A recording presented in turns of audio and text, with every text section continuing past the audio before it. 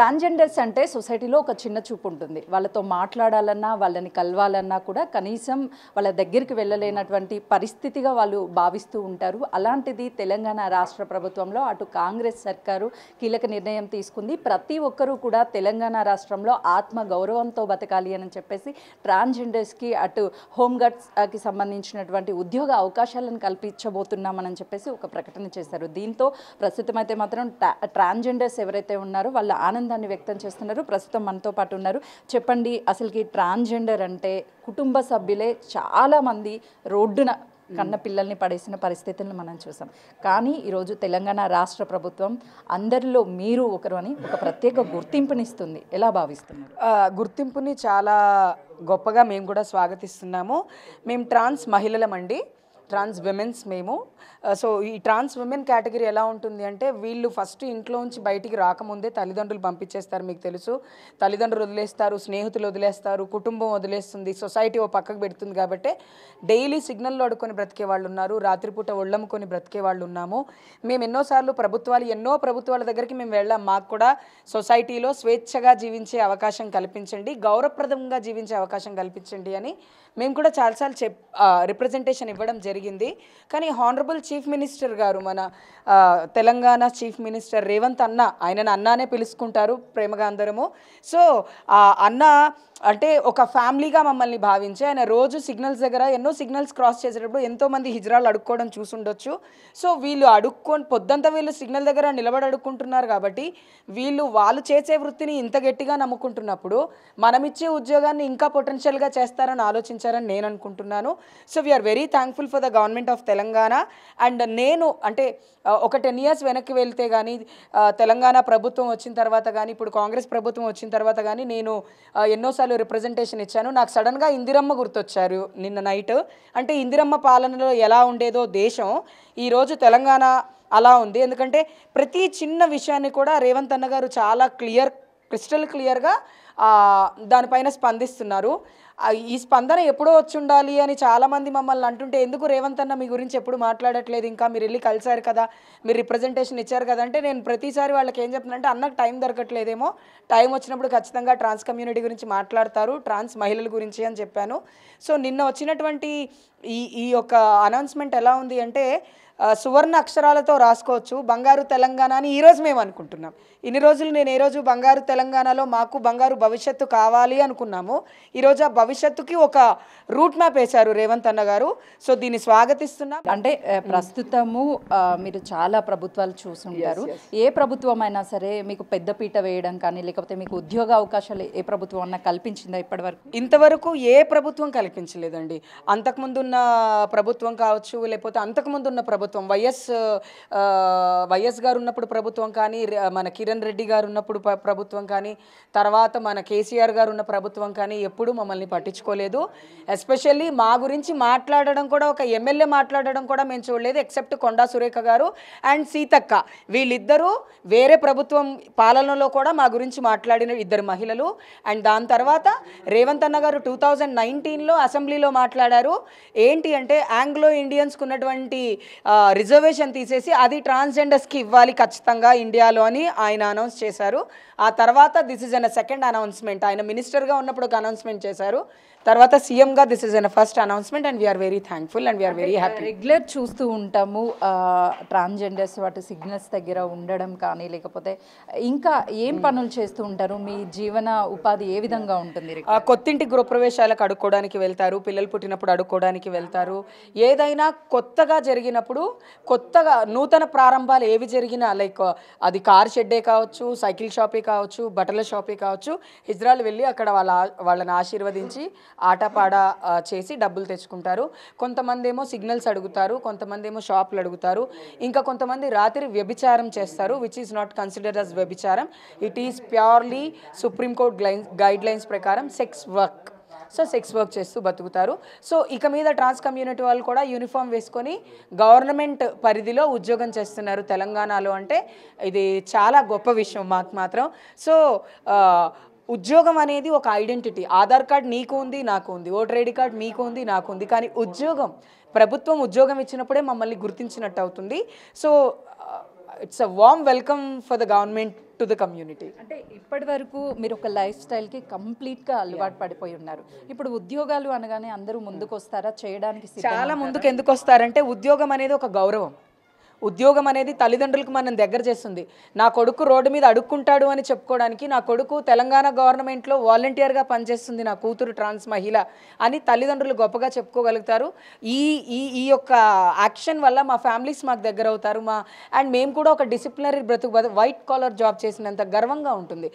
ఉద్యోగం అనేది ఒక ఐడెంటిటీ. పురుష లక్షణం కావచ్చు, స్త్రీ లక్షణం కావచ్చు, ట్రాన్స్ లక్షణం కావచ్చు. ఉద్యోగం అనేది ఒక గౌరవాన్ని ఇస్తుంది సొసైటీలో. ఇన్ని రోజులు బ్రతికాము, గౌరవం లేదు, ప్రతిదీ లాక్కొని బ్రతికాము. ఈరోజు గౌరవంగా బ్రతకడానికి మేము కూడా ముందుకు వస్తాము. వి విల్ ఆల్సో ఏమంటారు, అలవాటు చేసుకుంటాం. మేము కూడా చప్పట్లు కొట్టి డబ్బులు అడుక్కోవడం తెలిసిన మాకు గౌరవంగా సెల్యూట్ కొట్టి బతకడం కూడా నేర్చుకుంటాం ట్రైనింగ్ ఇస్తే. అదేముంది, మేము మనుషులమే, మేము మీలాగే సొసైటీలో బ్రతుకుతున్నాం. సో అన్నీ చేయగలం మేము కూడా. యా, చూస్తున్నాం కదా. అయితే ప్రస్తుతం మరికొంతమంది ఉన్నారు. చెప్పండి, ఇప్పుడు ట్రాన్స్జెండర్ అనగానే ఒక కేటగిరీకి సంబంధించిన వాళ్ళకి బస్సెస్లో కానీ లేకపోతే ఈవెన్ టాయిలెట్స్కి వెళ్ళాలన్నా కూడా వాళ్ళకి ప్రత్యేక గుర్తింపు అనేది అక్కడ కానీ మీకు మేల్ ఫీమేల్ అని పెడతారు, కానీ ఎక్కడ మీకు సంబంధించినటువంటి రిజర్వేషన్ అది ఇప్పుడున్నటువంటి ప్రభుత్వంలో మీకు కీలకంగా ఒక పదవిల అంటే లైక్ హోంగార్డ్గా ఇస్తున్నాము అని చెప్పారు. మీకు ఆత్మగౌరవంగా మేము ఎలా బతుకుతున్నామో మీరు అలా బతకడానికి ఒక మంచి అవకాశాన్ని కల్పించారు. ఏం చెప్తారు అసలుకి? మేము దీనికి చాలా కృతజ్ఞతలు చెప్తున్నాము, స్వీకరిస్తున్నాం కూడా. రేవంత్ అన్నకి మాకు తెలంగాణ ట్రాన్స్ కమ్యూనిటీ అందరి తరపు నుంచి, మా సిస్టర్స్ తరపు నుంచి ధన్యవాదాలు, కృతజ్ఞతలు తెలుపుతున్నాము. మీరు అన్నట్టుగా మేము గత 25 సంవత్సరాల నుంచి మేము సోషల్ నెట్వర్క్లో వర్క్ చేస్తున్నాము. మేము సపరేట్ టాయిలెట్స్ కావాలి, సపరేట్గా మాకు కూడా ట్రాన్స్జెండర్లకి రిజర్వేషన్ కావాలి, విద్య ఉపాధి వసతుల గురించి ఎన్నోసార్లు ధర్నా చౌక్లో ధర్నాలు చేయడం జరిగింది. మేము ఎన్నోసార్లు మెమరాండం మీటింగ్ జరగడం జరిగింది.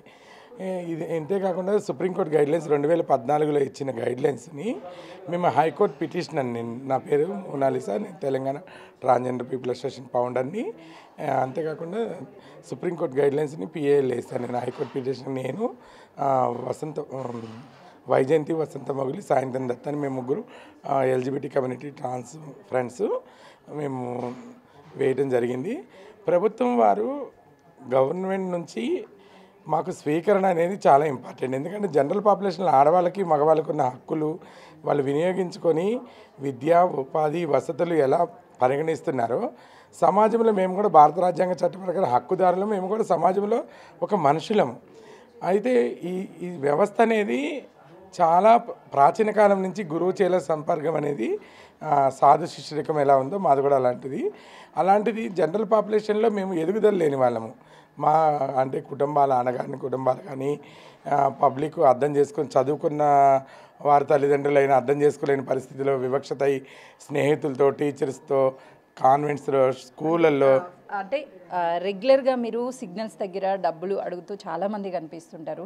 వాళ్ళని చూస్తే చాలామంది అసహ్యంగా చూడడం, అంటే వీళ్ళు డబ్బులు ఇలా బెదిరిస్తారు అని కొన్ని ఆరోపణలు చేస్తారు మీ మీద.